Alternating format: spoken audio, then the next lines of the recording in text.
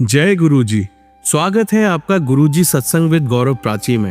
एक ऐसी जगह जहां हर लफ्ज में बसता है गुरुजी का आशीर्वाद और हर सत्संग में छिपी होती है उनकी लीला।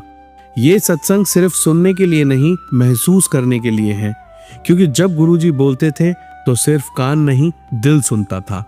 अगर आप भी गुरुजी की कृपा को अपनी जिंदगी में महसूस करते हैं तो एक बार जय गुरुजी कमेंट में जरूर लिखिएगा, ताकि ये गुरु भक्ति की लहर हर संगत तक पहुंचे। और हाँ, सत्संग को अधूरा मत छोड़िएगा, क्योंकि हो सकता है गुरुजी इसी सत्संग के जरिए आपको कोई जवाब देना चाहते हो। तो ज्यादा समय ना लेते हुए सत्संग को शुरू करते हैं। जय गुरुजी। जय गुरुजी, शुक्राना गुरुजी, सभी संगत जी को जय गुरुजी, राधे राधे। संगत जी, मैं मंत्र जाप से अपना सत्संग प्रारंभ करूंगी। श्री गुरुदेव के चरणों में सत सत नमन। ओम नमः शिवाय, शिव जी सदा सहाय। ओम नमः शिवाय, गुरुपाद सदा सहाय। प्यारे गुरुजी, जो आप सत्संग करवाएंगे मैं वो करूंगी। जय गुरुजी, शुक्राना गुरुजी। संगत जी, मुझे गुरुजी का मैसेज आ रहा था कि पुत्र सत्संग शेयर कर, अपना शुक्राना सत्संग शेयर कर। फिर संगत जी, एक दिन गुरुपा ने मुझे मैसेज दिया कि सारा काम छोड़कर अभी तुरंत सत्संग शेयर कर, मेरा कड़क आदेश है। और संगत जी, मैंने सोचा कि हाँ मैं अभी करूँगी, मैं फिर से भूल गई। फिर संगत जी, आज जब मैं सत्संग सुन रही थी तो गुरुपा ने मुझे उसमें सुनाया कि तू मेरा शुक्राना सत्संग नहीं करती, तू मेरे कहना नहीं मानती, मेरे आदेश नहीं मानती, अब मैं रूठ जाऊंगा ना तो तू मनाती रह जाएगी। फिर मैंने तुरंत सॉरी बोला गुरुजी से। मैंने कहा सॉरी गुरुपा। फिर मैंने कहा आज तो सत्संग बनता है, मैं करूंगी चाहे कुछ भी हो जाए। तो संगत जी, मेरा बहुत बड़ा शुक्राना सत्संग गुरुपा के चरणों में है। संगत जी, इसके पहले आपने सुना होगा कि मैंने एक सत्संग शेयर किया था जिसमें मैंने बताया था संगत जी, मुझे अचानक से ना मेरे आधे मतलब सिर से मतलब मेरे मतलब आधे फेस में, मतलब आधा फेस भी नहीं, आप इतना समझिए कि मेरा आधा सिर, जिसमें आधा फोरहेड आता है, आधी आईज आती है, आधे नोज से थोड़ा सा बस नीचे, लेकिन गाल नहीं, सिर्फ आधे मतलब आईज के हल्के से नीचे तक, इतना यहाँ से लेके आधा सिर तक, इतना मेरा जो पोर्शन था संगत जी, सुबह अचानक से जैसे ही 11 या 12 बजते थे ये दर्द होना शुरू हो जाता था। और ये शाम को कंटिन्यू तक, मतलब सुबह से लेके शाम तक होता था, 4-5 बजे तक, और उसके बाद अपने आप ठीक हो जाता था। तो संगत जी, एक दिन हुआ तो मुझे लगा कि हो सकता है मुझे जुकाम वगैरह हो गई है, उससे हो रहा होगा, तो एक दिन मैंने इग्नोर कर दिया। दूसरे दिन मुझे ये जब फिर हुआ तो मैंने कहा कि अब ऐसे ही हो रहा होगा, ठीक हो जाएगा। तीसरे दिन जब ये हुआ तो फिर मैंने देखा कि अरे ये तो मुझे एक ही टाइम पर हो रहा है और शाम तक एकदम ठीक हो जाता है, मैं भूल भी जाती हूँ कि मुझे दर्द हो रहा था।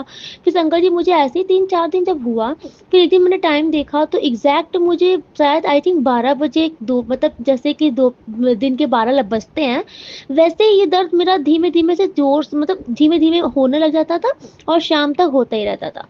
तो फिर मैंने अपने हस्बैंड अंकल से बताया, मैं उनसे बता रही थी 2-3 दिन से ही, जैसे होता तो मैं बताती थी कि मुझे ऐसे ऐसे दर्द हो रहा है। तो इन्होंने बोला भी था कि अच्छा सिम्टम्स नहीं है, इसको चल के डॉक्टर को दिखा लो, लेकिन मैंने उनसे मना कर दिया था। मैंने कहा ना, मैं डॉक्टर के पास नहीं जा रही, मुझे बिल्कुल भी, क्योंकि संगत जी मैं इतना दवाइयाँ और तबीयत, हेल्थ इश्यूज, इन सब से मैं पहले इतना दुखी हो चुकी हूँ, इतना मैं झेल चुकी हूँ कि मेरे अंदर बिल्कुल कैपेसिटी ही नहीं है कि मैं इनको झेल लूँ। अब मुझे इतना विश्वास है, जब से मेरे मेरे जीवन में मेरे गुरु महाराज आ गए हैं, अब मेरी मेरी दवाई भी गुरु जी है, मेरा इलाज भी गुरु जी है, हर जख्म का मलहम गुरु जी है। तो संगत जी, मुझे अपने गुरुपा पर पूरा विश्वास था। मैंने कहा मैं नहीं जाऊंगी, मुझे अपने गुरुजी पर विश्वास है। संगत जी, फिर मैं बस वही अपना जल प्रसाद पी लेती थी, गुरुजी का चंदन प्रसाद लगा लेती थी, गुरुजी से प्रार्थना करती थी, गुरुजी आप ही देखिए, आप ही सही कीजिए। फिर संगत जी, मुझे गुरुजी ने सत्संग भी सुनवाया, एक आंटी जी का, जिनको बहुत सारी बीमारियों का सत्संग सुनवाया गुरुजी ने, कैंसर से रिलेटेड, उनको मतलब कि सिस्ट हो गया, उनकी पता नहीं बहुत सारी बीमारियां, लेकिन एट लास्ट हुआ क्या, उनका फेथ बहुत ज़्यादा था गुरुजी के ऊपर। गुरुजी ने चमत्कार किया, उनको एकदम चंगा कर दिया और उन्होंने बोला मुझे याद भी नहीं कि मुझे क्या-क्या बीमारियाँ थी। डॉक्टर ने तो बोला कि तुम बच ही नहीं पाओगी, तुम तो बेड रेस्ट पे रहोगी ऑल टाइम। और गुरुजी की कृपा से वो आज एकदम फिट फाइन है। तो मैंने जब ये सत्संग सुना तो मैंने कहा शुक्राना गुरुजी, आपने तो मेरा सारा कष्ट हर लिया। संगत जी उसके बाद भी जब मैंने सत्संग सुना मुझे पूरा विश्वास था गुरुजी मुझे एकदम ठीक कर देंगे। तो संगत जी एक दिन ऐसे मतलब कि जब ये पेन हो ही रहा था, फिर मैंने मतलब गुरुजी से बोला कि गुरुजी मुझे आप पर पूरा विश्वास है, मैं कहीं नहीं जा रही। तो फिर संगत जी गुरुजी ने मेरे मतलब कि मन में डाला कि पुत्र कोई बहुत बड़ा संकट है और ये मैं छोटे में कटवा रहा हूँ। फिर उसके बाद संगत जी गुरुजी ने मुझे एक और सत्संग सुनवाया जिसमें वो थोड़ा-सा टिपिकल सत्संग था गुरुजी का और वो सत्संग सुनवाने के बाद से मेरा ये मतलब कि संकट कट गया।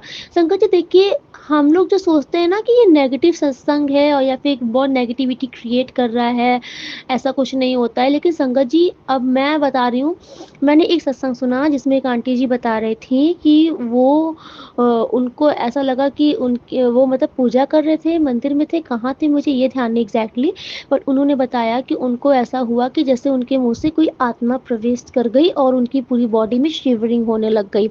और वो बता रही थी कि उनकी बॉडी हिलती ही रहती थी। फिर वो बोल रही थी कि जब मैं पूजा पाठ मंत्र जाप करती थी तो उनकी बॉडी काबू में ही नहीं रहती थी, हिलती रहती थी। उन्होंने भी ऐसे ही बोला कि मैं ना किसी पंडित को दिखाऊँगी, ना कुछ और दिखाऊँगी, मेरे गुरुजी ठीक करेंगे, इसका इलाज करेंगे। फिर वो आंटी बोली कि मैं दिन-रात मंत्र जाप करती थी, सत्संग सुनती थी और मैं उस आत्मा से बोलती थी मतलब बातें करती थी कि तू कब तक टिकेगी मेरे अंदर?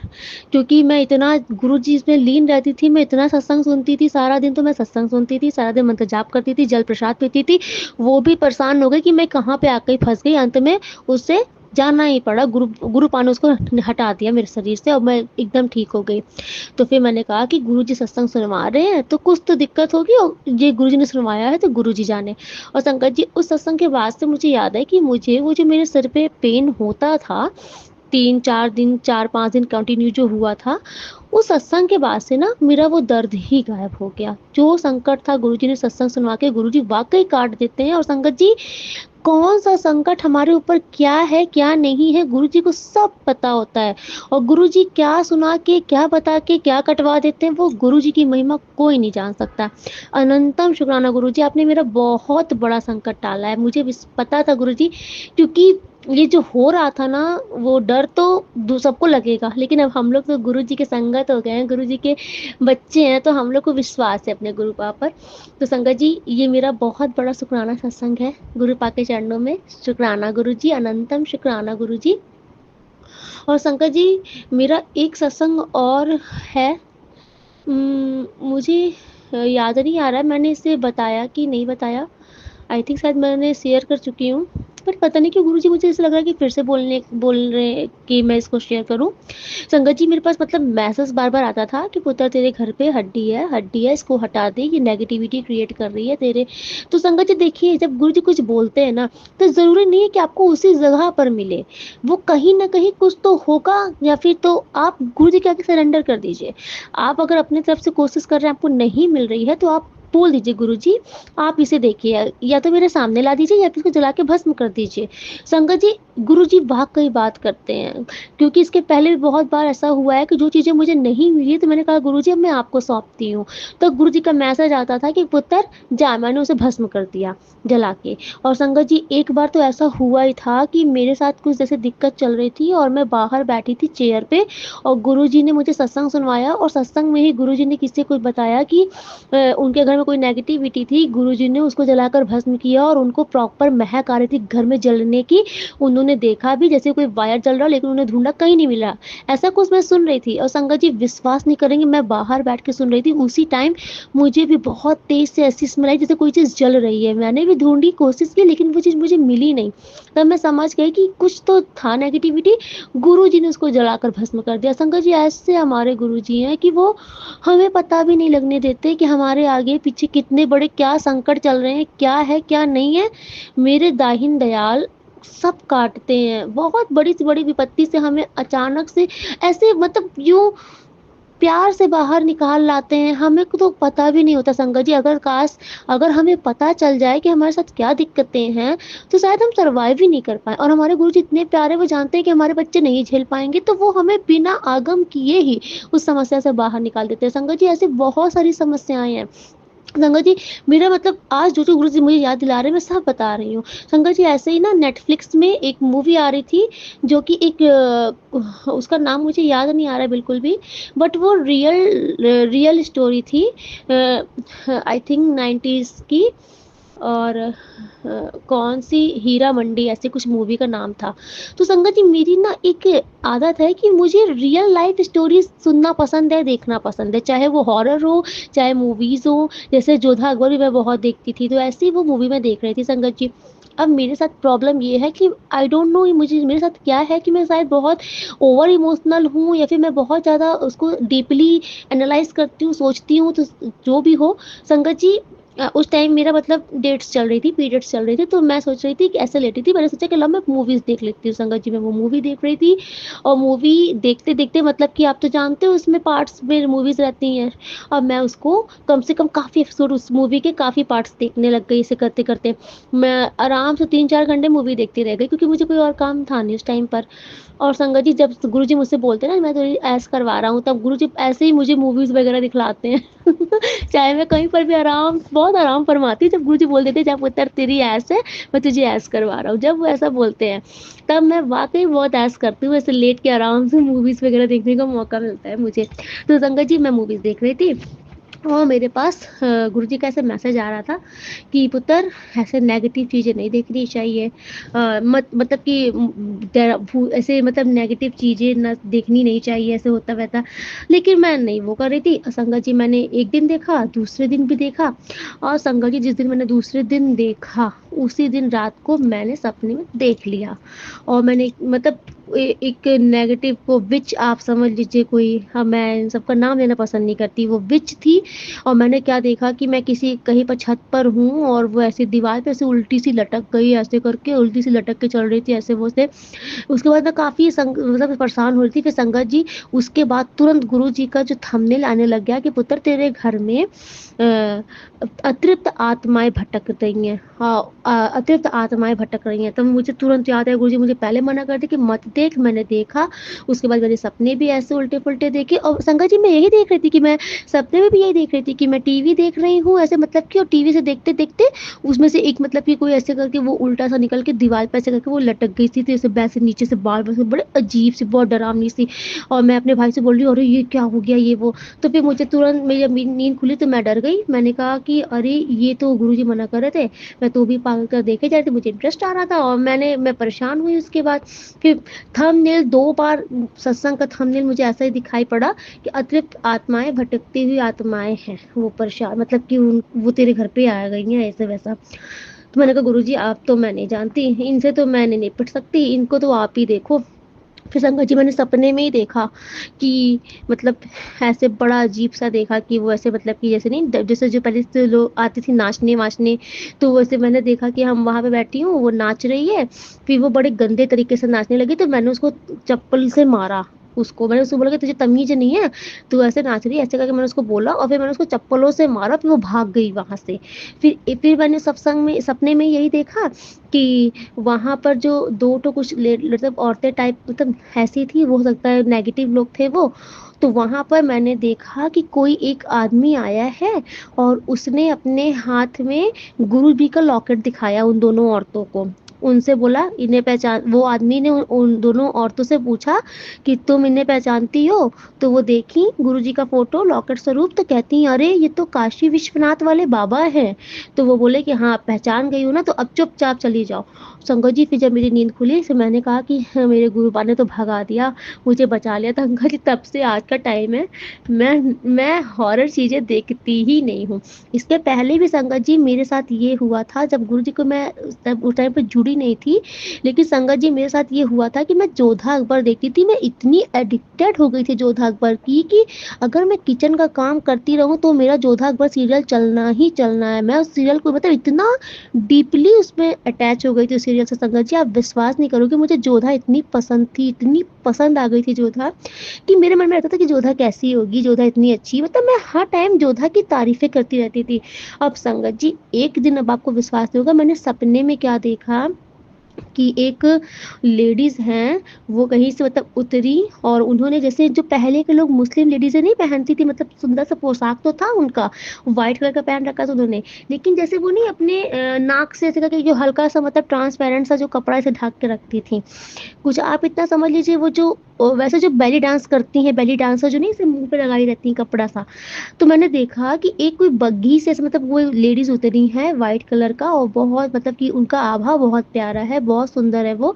लेकिन उन्होंने अपने मुँह के पास ऐसे वो नकाब लगा रखा है, व्हाइट कलर में ही लाइट सा दिख रहा था और वो मेरे पास चलकर आ रही हैं और मुझसे कोई बोलता है, "ये देखो ये जोधा आ रही हैं।"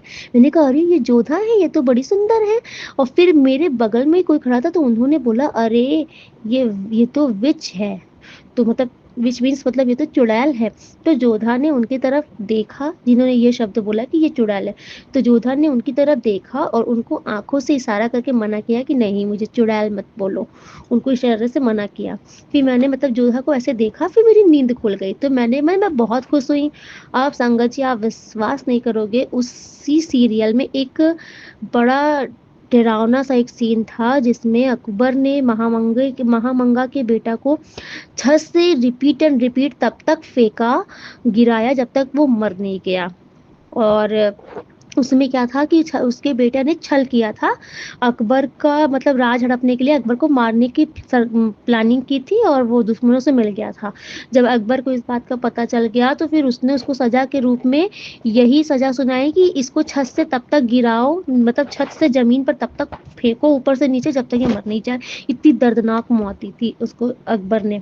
और संगत जी उस टाइम पे जब मैं देख रही थी तो उसी के बाद पता नहीं क्या मैंने इतना अजीब सपने में मैंने महामंगा को देखा सपने में और महामंगा बहुत मतलब नेगेटिव वे में आई थी। तभी से फिर संगत जी मैं जब से मैंने महामंगा को देखा सपने में उसके बाद से मैं परेशान होना शुरू हो गई। तब मैं गुरु जी पा को तो नहीं जानती थी, लेकिन मैं माता जगदम्बा की अपनी बहुत आराधना करती हूँ, माता जगदम्बा महाकाली की, और मैं सप्तशती का पाठ डेली करती थी। तो मुझसे मतलब कि माता जैसे बार-बार बोलती थी कि इस सीरियल को देखना बंद कर दे, बंद कर दे। लेकिन संगत जी मुझे एडिक्शन इतना बुरा लगा था जोधा अकबर देखने का कि मैं उसको छोड़ ही नहीं पाती थी बिल्कुल से। वो ना देखूँ तो मेरा खाना ही नहीं हज़म होता था। तो मुझे बार-बार मना किया जा रहा था कि मत देख सीरियल। अगर मैं देखूँ ना संगत जी, तो ऐसा कुछ हो जाए कि मैं देख ही ना पाऊँ। लेकिन मैं फिर भी उसको देखती थी, ढूँढ-ढूँढ के देखती थी। आप विश्वास नहीं करोगे, माता रानी ने मुझे बार-बार मना किया कि मत देख, लेकिन मैं फिर भी नहीं मान रही थी। तो माता ने क्या चमत्कार किया आपको बिलीव नहीं होगा। उस टाइम पर यूट्यूब से पूरा का पूरा सीरियल ही गायब हो गया। इतना एपिसोड था जोधा अकबर का पूरा एपिसोड गायब। मैंने इतना सर्च किया जोधा अकबर का एपिसोड आता ही नहीं था। मैंने देखा कि यार पूरा का पूरा एपिसोड कहाँ उड़ गया। फिर मैं मतलब कि जब तक मेरे दिमाग से जोधा अकबर का भूत उतर नहीं गया तब तक वो एपिसोड यूट्यूब पर आया ही नहीं। ये देखिए ये शक्ति, डिवाइन शक्ति क्या होती है। मतलब उस टाइम पर साक्षात जगदम्बा ने इतना बड़ा चमत्कार किया था कि पूरा का पूरा रिकॉर्ड ही उड़ा दिया था यूट्यूब से। और अब मैं देखी, मुझे बहुत दिन बाद याद आया, मैंने ऐसे देखा तो उसमें पूरा रिकॉर्ड है। उस टाइम पर मैंने काफ़ी दिन तक, क्योंकि जब तक मेरी लत नहीं छूट गई जोधा अकबर की, जिसको बोलते हैं एक तड़प, जब तक वो हट नहीं गई तब तक माता ने उसको आने ही नहीं दिया। और जब वो मेरे अंदर से हट गया जोधा अकबर का भूत, उसके बाद वो पता नहीं कब आया, मुझे पता भी नहीं, लेकिन कुछ ही मतलब मैं कुछ साल की बात बोलूँगी। तो जब मैंने देखा तो आ गया। फिर मैंने नोटिस किया कि मैंने जोधा अकबर को देखने की कोशिश की, लेकिन मुझे पहले वाला वो इंटरेस्ट ही नहीं आया जो मुझे पहले दीवानगी थी जोधा अकबर की। तो संगत जी अब यही होता है कि अगर आप ईश्वर पर विश्वास करते हो ना तो आपका ईश्वर रोंवा भी नहीं टूटने देंगे। वो ऐसे हमेशा खड़े हैं आपके साथ। और संगत जी उस टाइम पर जब ये कोविड का टाइम चल रहा था तब का, क्योंकि आज मैंने बोला मुझे गुरुजी जो बुलवाएँगे मैं बोलूँगी। कोविड का टाइम चल रहा था संगत जी, उस टाइम पर हुआ क्या था, तब मैं नहीं जानती थी कि गुरुपा ऐसे ही आते हैं किसी न किसी रूप में और स्वरूप में आते हैं और वो कष्ट ले लेते हैं संगत जी। मेरे हस्बैंड के साथ ना उस टाइम पर क्या हुआ, काफ़ी दिन पहले से ही संगत जी अ, मेरे घर पे डेली, मतलब कि ये चीज़ होने वाली थी, तो डेली क्या हो रहा था, शाम को मैं देखती थी डेली एक मधुमक्खी सी थी, वो मेरे घर में रूम में किराए पे रहते थे हम लोग जयपुर में। डेली वो आती थी मेरे घर के रूम में और आकर के बैठ जाती थी घर के, मतलब कि हॉल के वॉल पे।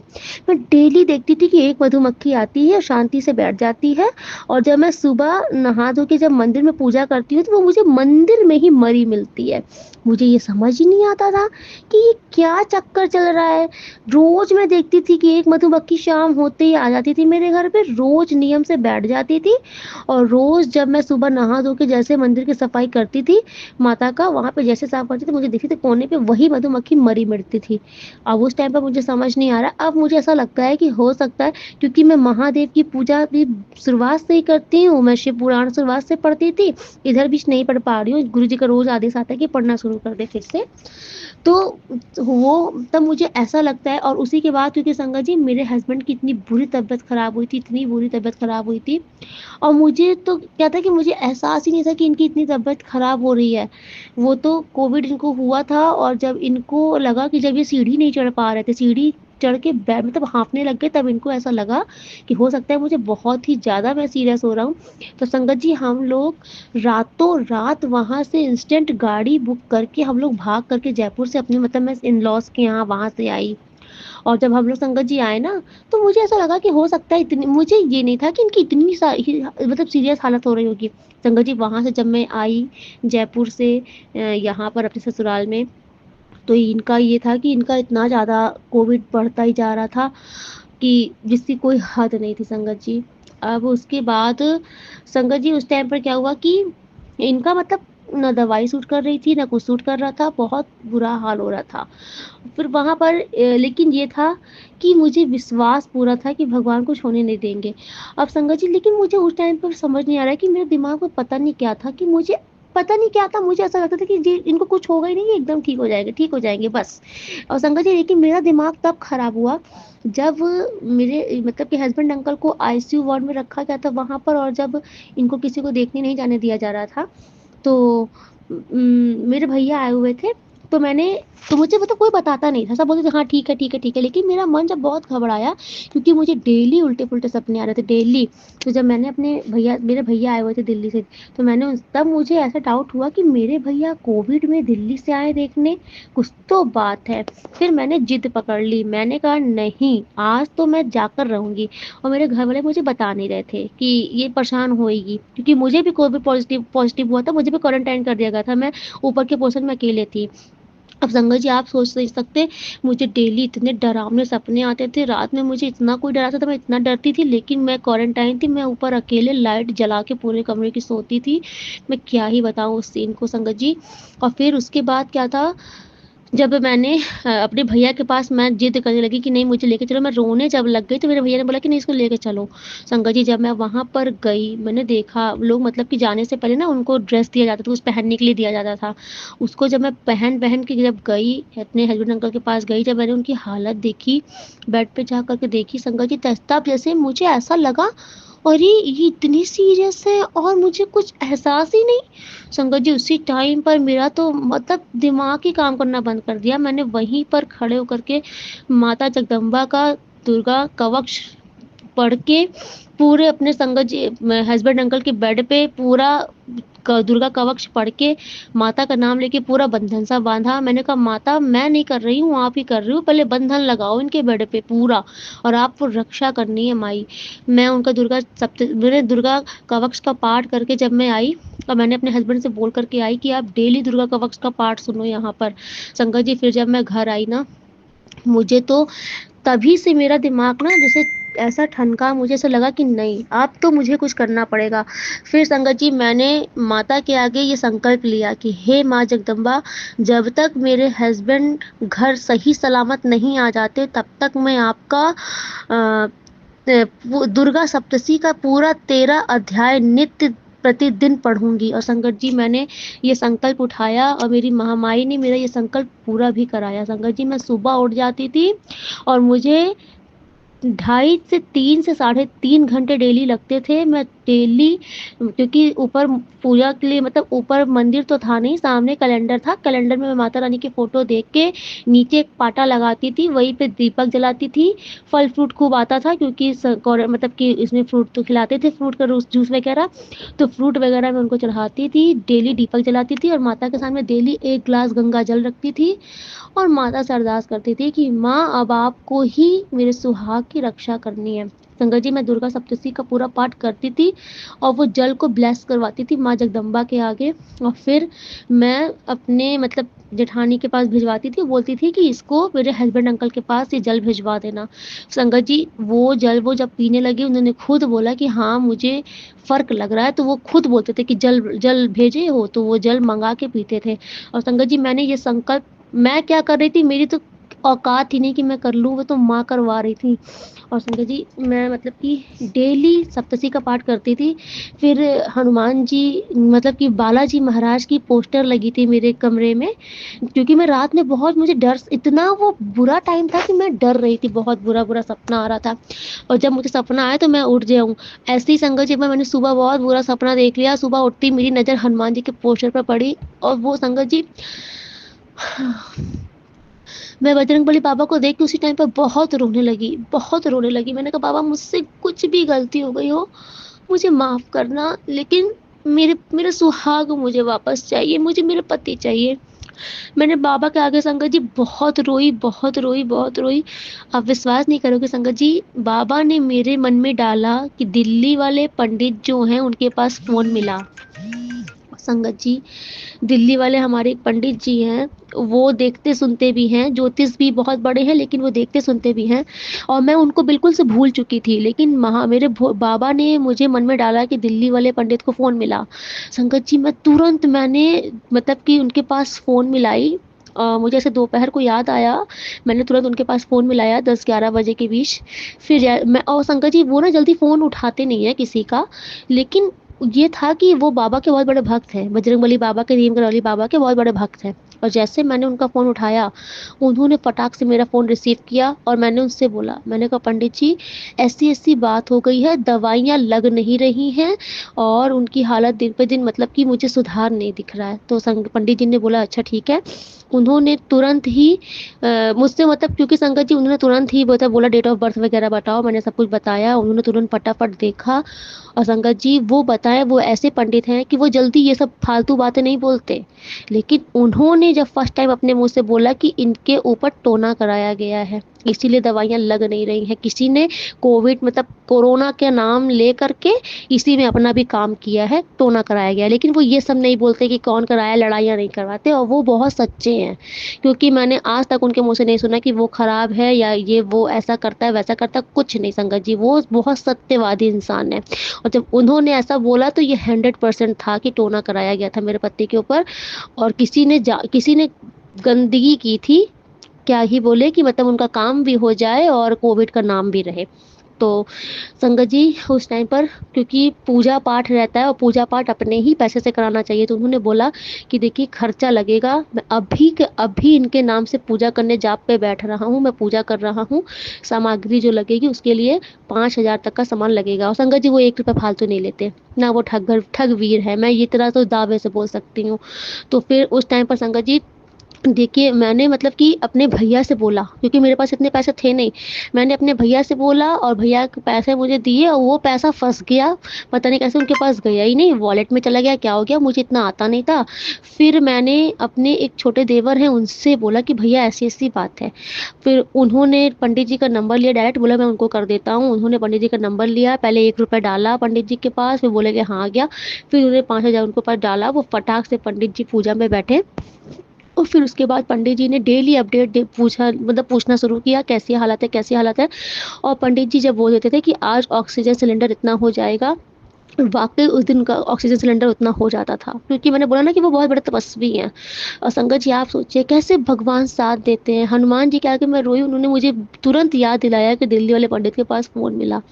और फिर उसके बाद संगत जी मैं भी माता रानी का सप्तशती का पाठ कर रही थी। मैं मतलब इतना समझ लीजिए कि पूरे देवी-देवता सब खड़े थे, मेरे पति के साथ सब खड़े थे। और फिर संगत जी वो भी दिन आया हाँ, हाँ, कि मेरे पतिदेव ये हुआ कि अब ठीक हो गए, फाइनली घर आ रहे हैं। मैंने उस दिन, जिस दिन ये घर आए थे, उस दिन मैंने सुबह माता रानी का लास्ट वो था दुर्गा सप्तशती का अध्याय पढ़ा। और फिर उसी दिन मैंने घर पर नेवज बनाया हलवा पूड़ी का, माता रानी को भोग लगाया।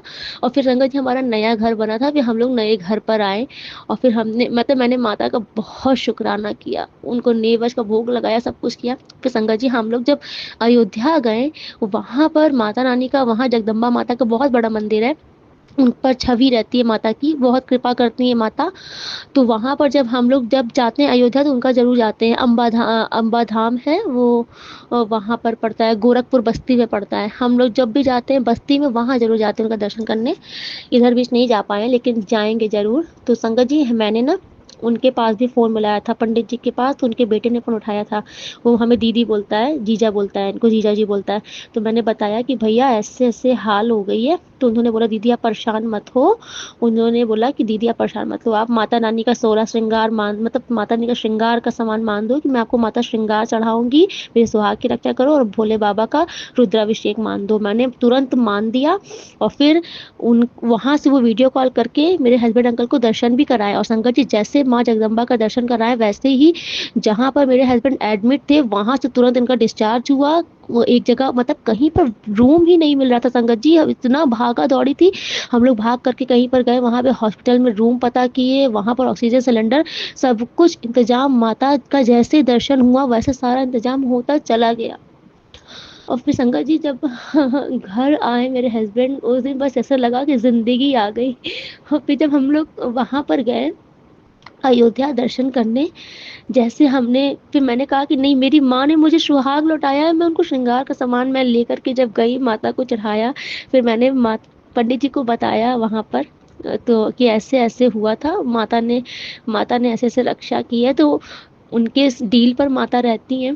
जैसे उन्होंने माता का सामान चढ़ाया, उन्होंने तुरंत बोला आकर के मुझसे कि तूने दोबारा अपना सुहाग पाया है। और फिर जो वहाँ पे जो भैया मुझे मतलब कि वीडियो कॉल करके दिखाए थे, जिन्होंने बोला था कि मान दो, तो उन्होंने मेरे हस्बैंड से बोला कि भैया दीदी की तपस्या है, आप वापस आ गए। मेरी कोई तपस्या नहीं थी संगत जी, क्योंकि मुझे आज मैं सोचती हूँ मैं सप्तशती पढ़ लूँ, नहीं पढ़ पाती।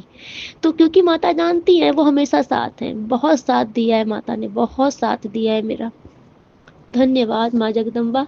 शायद मेरे गुरु महाराज मेरी माँ के लिए भी शुक्राना करवा रहे हैं मुझसे। शुक्राना माँ दुर्गे महाकाली, शुक्राना अनंतम कोटि शुक्राना मैया। जय हमेशा माई ऐसी रक्षा करना, मेरे सुहाग की, मेरे संतान की रक्षा करना माता। संगत जी मुझे नहीं पता आप गुरुजी क्यों करवा रहे हैं, गुरुजी की लीला गुरुजी ही जाने। लेकिन मेरा पूरा विश्वास है कि मेरी माँ अपनी बेटी का हमेशा सुहाग बना के रखेंगी। जोड़े से ही हम दर्शन करने आए माई, हमेशा अपने पति अपने पुत्र के साथ मैं हमेशा आपका दर्शन करने आऊँ मैया। और मेरी यही अरदास है गुरु महाराज, मेरी अरदास पूरी कीजिए और अपनी सभी संगत पर ही अपनी कृपा करिए प्रभु। सब सुहागन का सुहाग बना रहे, सबकी संतान बनी रहे बाबा, सबके जीवन में खुशियाँ दो, बरकत दो, तरक्की दो बाबा। आज मेरी सभी संगत के लिए दिल से प्रार्थना है गुरु जी, सबका दुख दूर करो। और जिनकी ज़िंदगी में ये नार्सिसिस्ट लोग हैं गुरुजी, जो ये टूने टोटके करके लोगों का जीवन खराब करना चाहते हैं, उन्हें कड़ी से कड़ी सजा दो। क्योंकि पहले मैं बोलती थी कि माफ़ कर दो, लेकिन अब नहीं बोलती संगत जी। मैंने माफ़ करवा करवा के उन लोगों को अपने जीवन में बहुत तूफान खड़ा करवाया। आज मैं सोचती हूँ कि मैंने अगर ये बोला होता कि माँ इनको सजा दो, इनको दंड दो, तो आज वो लोग मेरे पति के साथ इतनी बड़ी हरकत नहीं करते। लेकिन जब से उन्होंने मेरे पति के साथ ऐसा किया, तब से अब मैं सीधे यही बोलती हूँ कि इन पापियों को सजा दो। क्योंकि अगर राम जी भी सजा नहीं देते, श्याम जी भी सजा नहीं देते, तो वो इतिहास कुछ और ही होता। प्रभु वो इतिहास ही कुछ और होता। अगर भगवान भी यही सोचते कि नहीं हमको पाप हो जाएगा या फिर ये अधर्म हो जाएगा, तब फिर ये अधर्मियों का कौन नाश करता। हे गुरु महाराज, मेरी आपसे यही प्रार्थना है कि कलयुग में आप हो, कलयुग में आपका डंका बज रहा है गुरुजी। मेरी आपसे प्रार्थना है कि आपने आज सत्संग में सुनवाया भी है कि पुत्र, करने वाले बाज नहीं आ रहे हैं, बार बार तेरे पर प्रहार कर रहे हैं। मैं बार बार काट रहा हूँ, बार बार समझा रहा हूँ, चुनौती दे रहा हूँ, मान नहीं रहे, लेकिन अब वो मेरा प्रकोप देखेंगे। तो गुरुजी, मुझे पूर्ण विश्वास है अब वो आपका प्रकोप ही देखेंगे, महाकाल का प्रकोप वो देखेंगे तो वो भस्म ही हो जाएंगे। और गुरुजी, इनका पाप भस्म करो, इनके अंदर जो पाप बसा है, जो इनसे पाप कर्म करवाता है, इनका पाप भस्म करो, इनका अहंकार भस्म करो, इनका, इनके जीवन में। गुरुजी, मैं ये नहीं कहती किसी के लिए कि इनका सर्वनाश हो जाए या ये इनके साथ गलत हो जाए, बस मैं ये कहती हूँ गुरुजी कि इन्हें एहसास हो जाए कि ये दूसरों को जब तकलीफ दे रहे थे, दूसरा ऐसे ही पीड़ित था, इनको उस दुख का, उस दर्द का, उस पीड़ा का एहसास दिलाइए गुरुजी। इनको इनको वो सजा दीजिए गुरुजी, वो काला पानी की इनको वो सजा दीजिए, जिससे ये दूसरों के साथ गलत करना तो बहुत दूर की बात है, गलत सोचने में भी इनकी रूह कांपे। संगत जी, आज मुझे नहीं पता, क्योंकि मैं रोज सत्संग सुनती हूँ, लोगों ने जीना मुश्किल कर दिया है। ये टोना टोटका करवा करवा के, ये जो 5-5 रुपए में बैठ के टोना टोटका करते हैं, गुरुजी पहले सबसे पहले इनको कड़ा दंड दीजिए, इनको दंड दीजिए गुरुजी। ये जो हजार हजार रुपए में लोगों की जिंदगी खत्म करने का दावा रखते हैं, सबसे बड़े पापी अधर्मी तो ये है गुरुजी। ये पैसे की लोभ में एक एक जिंदगी खत्म कर देते हैं, हंसता खेलता रिश्ता खत्म कर देते हैं, परिवार खत्म कर देते हैं गुरुजी। मैं, आज मुझे विश्वास है, मेरी ये गुहार है गुरुजी, सचखंड तक जाए गुरुजी, क्योंकि बहुत संगत रो रही है, बहुत संगत रो रही है गुरुजी। किसी की तो सुनिए गुरुजी, इनको दंड दीजिए। ये, हाँ, मैं अपने दुख के लिए नहीं रो रही गुरुजी, लेकिन मैं उनके लिए रो रही हूँ, क्योंकि मैं देखती हूँ लोग इतना इतना परेशान हो रहे हैं गुरुजी, इतना परेशान हो रहे हैं, उनको रास्ता ही नहीं मिल रहा है, करने वाले बाज ही नहीं आ रहे। संगत जी, उनकी जिंदगी में खाने को लाले पड़े हैं और ये तोड़ के कर करके उनकी जिंदगी और खराब कर रहे हैं। लेडीजें इतना रो रही हैं, उनका पति उनसे दूर करा रही हैं। आजकल की ये सासों को क्या हो रहा है कि अपने बच्चों को जिंदगी बर्बाद कर रही है गुरुजी। इन सबको सद्बुद्धि दो, अगर नहीं आए तो फिर इन इनको दंड दीजिए। अब इनको दंड देने का समय आ गया है गुरुजी, अब इनको बख्शने का समय नहीं है, इनको दंड देने का समय है गुरुजी। मेरी प्रार्थना सचखंड तक पहुंचे गुरुजी, और आप दिखाइए, आप दिखाइए, हर उस संगत को दिखाइए जो आज आपके सामने रो रही है कि गुरु पर मदद करो, जिसके साथ छल हुआ है, जिसके साथ अन्याय हुआ है, जिसके साथ अधर्म हुआ है, जिसको बर्बाद किया गया है गुरुजी। अब हर उस संगत को आप दिखाइए कि उनके साथ गलत करने वाले को आपने दंड दे दिया है गुरुजी। आज आप क्यों बुलवा रहे हो मुझे नहीं पता गुरुजी, लेकिन मुझे इतना पता है कि किसी की पुकार तो आपके पास जाएगी गुरुजी, आपका सिंहासन डोलेगा। महादेव, मुझे नहीं पता मेरे आंसू क्यों आ रहे हैं गुरुजी, ये किसका दर्द है। इस दर्द को आप आप महसूस कर रहे हो, आप समझ रहे हो गुरुजी। मेरी प्रार्थना व्यर्थ नहीं जाएगी, मेरे आंसू व्यर्थ नहीं जाएंगे गुरुजी। आज मैं हर उस संगत के लिए आपसे प्रार्थना कर रही हूँ जो दुखिया है गुरुजी, इन्हें, इनकी मदद कीजिए, इनकी मदद कीजिए। संगत जी, आज गुरु जी ये भी बताना के लिए बोल रहे हैं, संगत जी आपको विश्वास नहीं होगा, प्रार्थना में बहुत ताकत होती है। गुरु जी क्यों करवा रहे हैं नहीं पता, लेकिन संगत जी आपको पता होगा कि अभी कुछ दिन पहले इंडिया पाकिस्तान का वॉर जंग छिड़ गया था, जिसमें ये हुआ था कि अब इंडिया पाकिस्तान को ख़त्म कर देगा। संगत जी, मैं आपको क्या ही बताऊं कि मैं, पहली बात, मैं बहुत बिजी रहती हूँ अपनी लाइफ में। मेरे पास बिल्कुल समय नहीं रहता। मैं बिल्कुल सोशल मीडिया में, मतलब मैं रीडिंग लेती हूँ, टैरो रीडर हूँ, मैं रीडिंग करती हूँ। और गृहिणी हूँ, तो मैं घर का भी काम देखती हूँ। फिर मेरे पास बहुत टाइम नहीं बचता कि मैं कुछ और एक्स्ट्रा सुन सकूँ, देख सकूँ, न्यूज़ वगैरह। तो संगत जी, मैं सुन रही थी कि ऐसा ऐसा कुछ सीन चल रहा है, लेकिन अब मैं इतना इंटरेस्ट नहीं ले रही थी। मुझे ये था कि ये तो इंडिया पाकिस्तान का तो चलता ही रहता है, लेकिन मुझे नहीं पता था कि ये सब इतना भारी लेवल पे हो रहा है। अब संगत जी, आपको विश्वास नहीं होगा, जिस दिन ये था कि कल की सुबह पाकिस्तान नहीं बचेगा, पूरा इंडिया जश्न मना रहा था, और मैं इस बात से अवगत ही नहीं थी कि क्या हो रहा है। अब संगत जी, आपको मैं क्या बताऊं, उसी दिन की रात की बात है। रात में जब मैं सारा काम करके फ्री हो गई, और उस दिन मेरा पूरा घर जल्दी सो गया, 11 साढ़े 11 तक सब सो गए। और जब मैं आई तो मैंने देखा कि चलो अभी तो थोड़ा सा लाओ मैं फ़ोन चला लूँ। मैं फ़ोन चलाने के लिए, संगत जी, जैसे ही मैंने फ़ोन उठाया और मैंने स्क्रॉल करना शुरू किया, आई थिंक मैं इंस्टाग्राम देख रही थी, फेसबुक पता नहीं क्या देख रही थी, आई थिंक इंस्टा ही देख रही थी, कुछ देख रही थी। संगत जी, आप विश्वास नहीं करोगे, पता नहीं मुझे गुरुजी ने वो दृश्य दिखाया, ऐसा दृश्य दिखाया, और मुझे ऐसा लगा कि पाकिस्तान लगता है ख़त्म हो गया। मुझे यही नहीं पता कि कल ये सब होना है। रियलिटी तो मैं बताऊं, मुझे ये नहीं पता था कि ये सब चीज़ें कल होनी है, क्योंकि मैंने बोला ना कि मुझे बिल्कुल पता नहीं था, कुछ भी ज़्यादा नॉलेज नहीं थी। मुझे ये लगा, क्योंकि जब मुझे रात में 11:30 बजे जब वो सीन दिखाना शुरू किया गुरुजी ने, तो मैंने उसमें देखा कि यहाँ से मिसाइल फेंकी गई हैं, वहाँ पर बिल्डिंग्स की बिल्डिंग, मतलब ढेर हो गई। संकट जी, वो चीखे, वो पुकार, वो, आप विश्वास नहीं करोगे, वो सीन मैं बता नहीं सकती, वो दर्द, वो मतलब उसमें मैंने ऐसे ऐसा चीज़ देखा, दृश्य देखा कि एक छोटा बच्चा जो कि एकदम धूल से लथपथ, उसके चारों तरफ ऐसे मिट्टियां, मतलब कि पूरा जैसे घर वर गिरे पड़े हैं, और वो बच्चा ऐसे बैठा है। और उस बच्चे को देख के मुझे इतना करुणा आई। छोटा सा बच्चा पूरा मिट्टी से, मतलब कि नहा लिया धूल से, क्योंकि बिल्डिंग गिरी थी। फिर कोई आदमी आया, उसको गोद में लेके गया, मैं उससे देख के इतना रोई।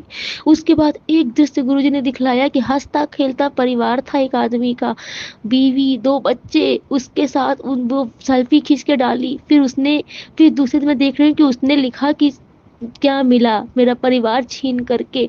वो फिर अकेला वो खड़ा था, फिर उसने वीडियो डाल के दिखाई कि ये मेरा परिवार था, ये उसी में ख़त्म हो गया, ये जो इंडिया पाकिस्तान का वॉर हुआ, मेरा परिवार ख़त्म हो गया। मैंने वो सीन देखा, मुझे इतना रोना आया कि इतना इतना खेलता परिवार। इस एक प्रेग्नेंट लेडीज को मैंने देखा, फिर मैंने मासूम बच्चे को देखा कि उस बाहर फायरिंग हो रही है, बमबारी हो रही है, बच्चे अंदर हैं, और वो आदमी मतलब अपने बच्चों को छिपा रहा है, उनके कान ढक रहा है। संगत जी, मैं वो सीन नहीं बता सकती आपको, मतलब कोहराम मचा था पाकिस्तान में। और मैं, आपको विश्वास नहीं होगा, मैं बस देख रही थी, जितनी सीन मैं देख रही थी, मैं सिर्फ रोती जा रही थी, रोती जा रही थी, क्योंकि मुझे आज भी वो सीन याद है। और मैंने देखा वहाँ पूरी जगह साइलेंस बज रहे हैं, सब जगह बोल रहे हैं यहाँ छिप जाओ, वहाँ भाग जाओ, कलमा पढ़ो। संकट जी, मैंने कलमा शब्द कभी सुना ही नहीं था। उसमें हुआ कि मैंने नेट में सर्च किया कलमा क्या होता है, बोले सब लोग कलमा पढ़ो, अल्लाह पाक को याद करो। फिर मैंने देखा संगत जी, बहुत सारी लेडीज़ें थी जो एक कमरे में बैठी थी, और सब हाथ जोड़ जोड़ के रो रही थी, मोदी जी बख्श दो, मोदी जी माफ़ कर दो। बहुत सारा सीन मैंने देखा, सब रो रही हैं, इतनी औरतें रो रही हैं, मतलब तबाह हो गया पाकिस्तान। मैंने देखा, मैंने कहा इतना बुरा सीन हो गया, इतना बुरा हो गया, और मतलब इतना दुख था उस टाइम पर, मैं उस दुख को नहीं बता पा रही संगत जी। मैं शाम को 11:30 बजे से रात को देखना शुरू करी, रात में 3 बजे तक मैं नॉन स्टॉप, मुझे पूरी रात ये सीन दिखाई गई, और मैं पूरी रात रोती रही, रोती रही।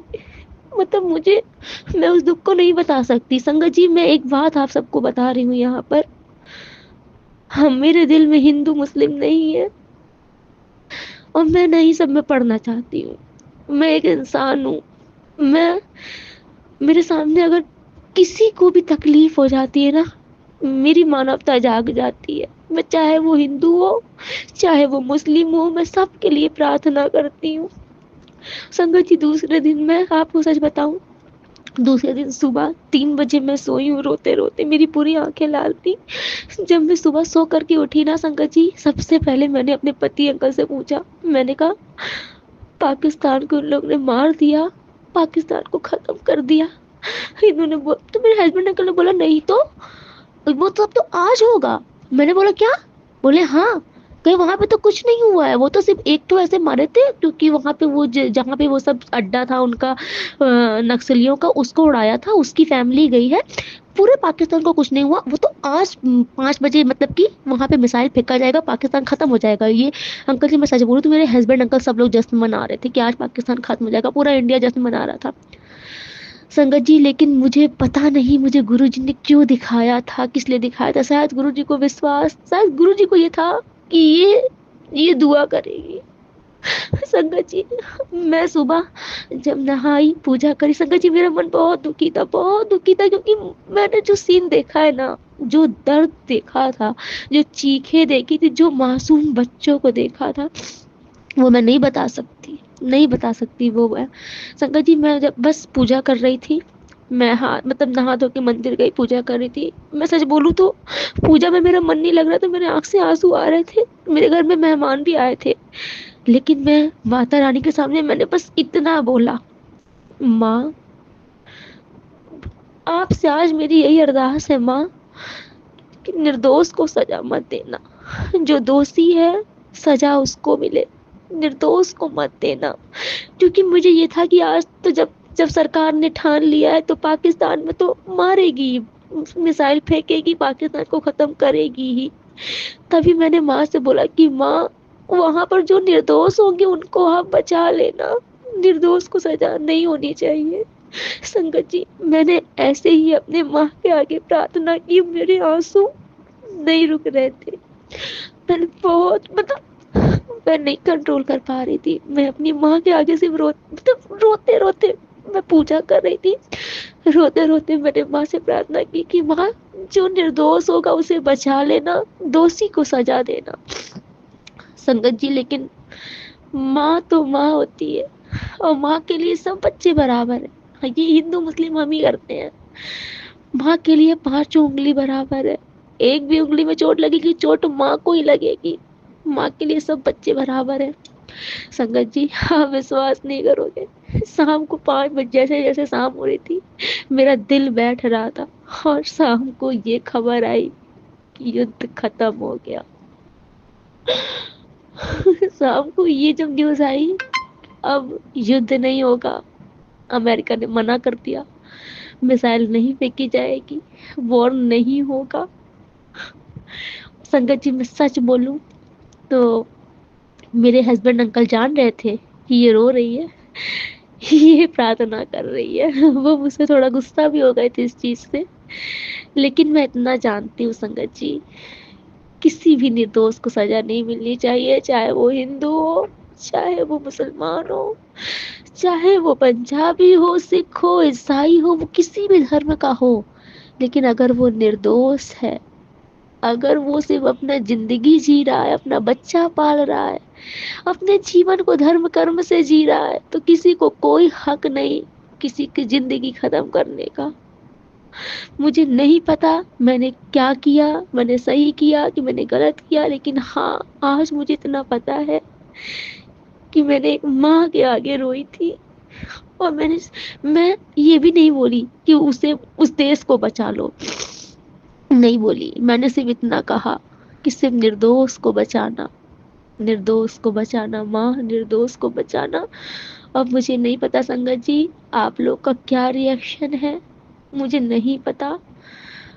जो भी मेरे सत्संग शेयर करेंगे, बस मैं आपसे जानना चाहूंगी कि मैंने जो किया सही किया कि गलत किया, लेकिन मुझे इतना विश्वास है कि गुरुपा ने अगर करवाया है तो सही ही करवाया होगा, बस। और आज भी मैंने आपसे बोला था ना संगत जी कि गुरुजी जो बुलवाएंगे मैं बोलूँगी। मुझे नहीं पता कि मैंने क्या सत्संग किया, क्यों किया, मैंने क्यों इतना सब कुछ बोला, किसके लिए बोला, शायद आज गुरुपा तक अर्जी पहुँच गई है। आज 12 न्यारा होगा संगत जी, होगा।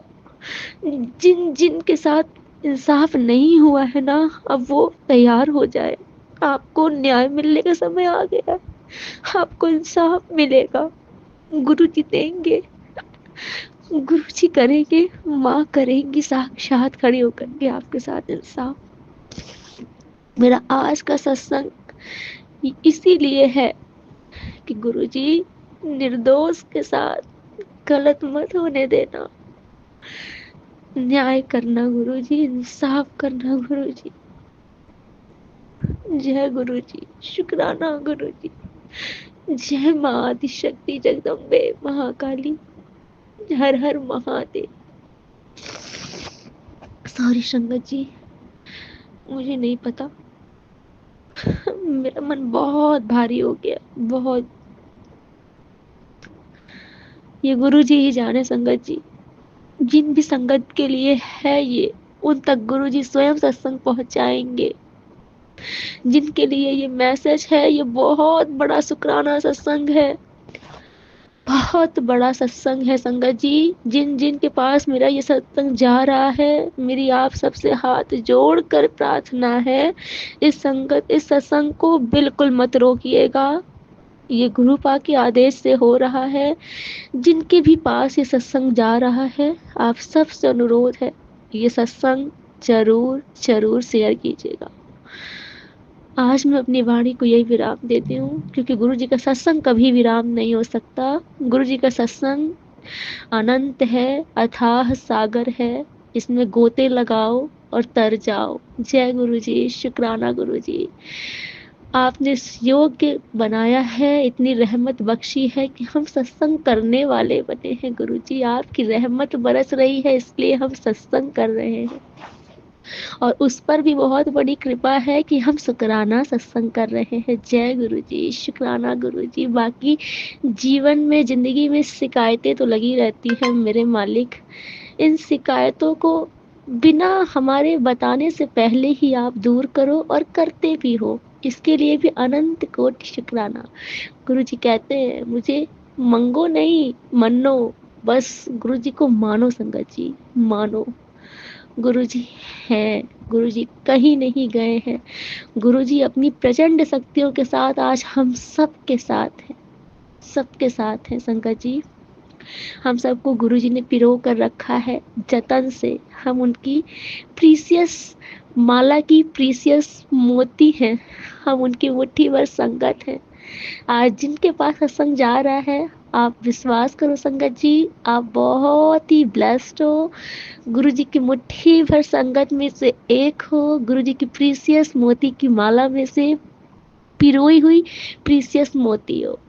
इससे बड़ा टाइटल हमारे लिए, इससे बड़ा कुछ हो ही नहीं सकता। जय गुरु जी, शुक्राना गुरु जी।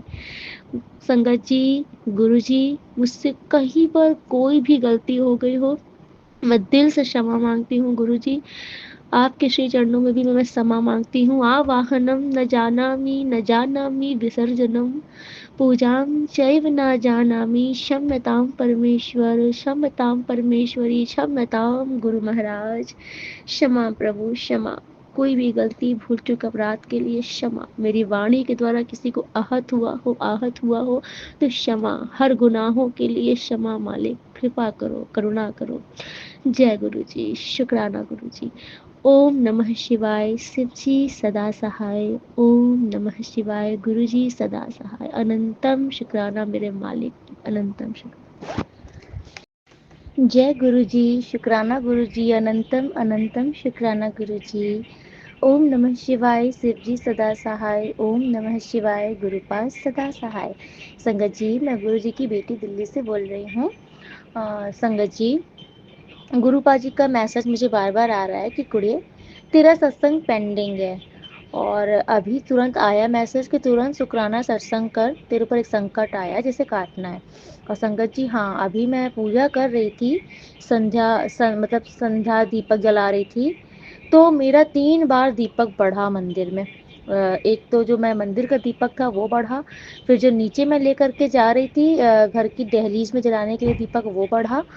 फिर संगत जी मैंने तो बिल्कुल मतलब मैं नेगेटिव में नहीं लेती हूँ, मेरे दिमाग में बस यही रहता है कि गुरुजी आपने कोई संकट काट दिया।